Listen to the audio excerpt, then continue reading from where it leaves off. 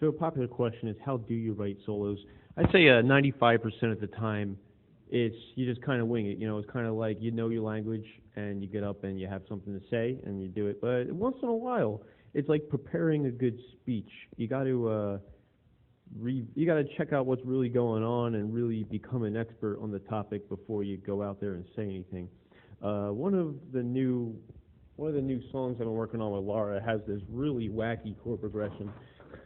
I honestly did not really know how to solo over it. What it does is it has this chord that normally a D chord would look like that, but the fifth is flatted. But we have this major thing going on in there. I don't know if it's like supposed to be Lydian or if it's supposed to be augmented or what. But all I have are these three notes to play with, and the other half of it goes something like. So that's like a B flat minor and an E minor. And it happens so quickly. It's like 1, 2, 3, 4, 1, 2, and 3, 4, 1, 2.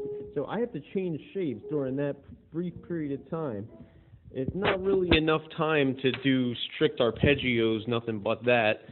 And, every attempt to try to improvise something leads to sour notes because the harmonic it keeps shifting all over the place.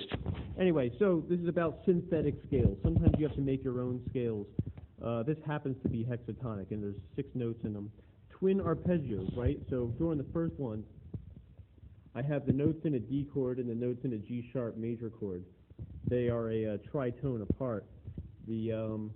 And you get these little shapes like these. I'm going to play each of these for you, all right? So check this out for a second. I hope you can see. I just put the camera down. So here's so I got a D, and then G sharp. So put them together.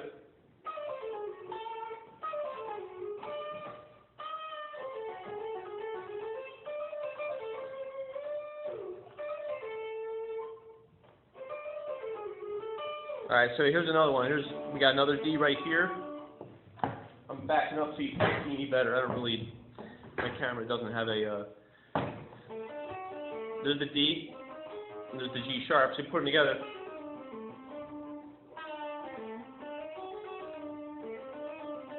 I'm still getting used to it. It's kind of new to me, but I'm trying to memorize these shapes, put a scale together. Here's another D, and the nearest G sharp is right there, so I'm going to put them together.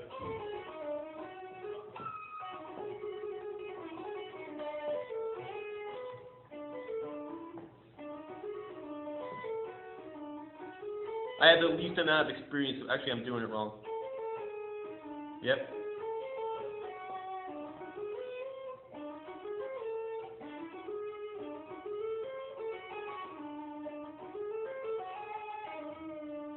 All right, so that's what I plan to do during the 1, 2, 3, 4. I have only that much time to go. So I'm going to do that.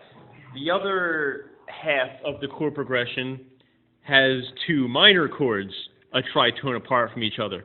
So here's what one arpeggio looks like, and here's the other one. In this case, this would be a B flat minor or E minor.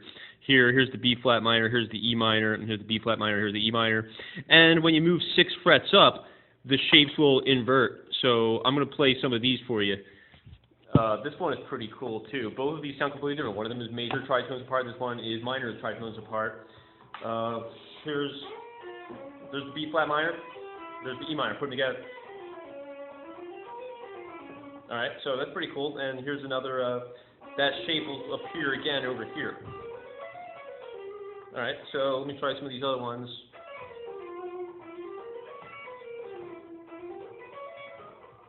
All right, so this isn't true diminished. I know you're thinking this sounds like diminished,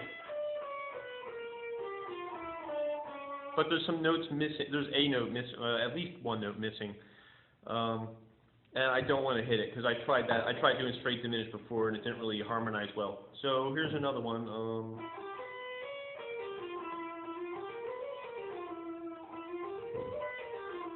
So at some point, the solo is eventually going to sound something like.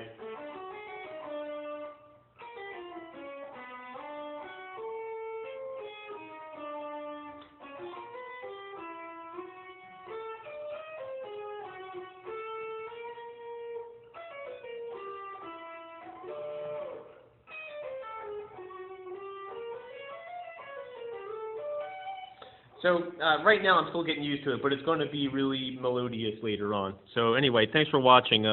Sometimes, okay, synthetic scales, that's what it's about. You know, sometimes you look up scales, it's not going to be enough. Sometimes a chord progression is not going to fit nicely into a key, and you have to use an arpeggio approach. So you have to use like a different shapes for every underlying chord.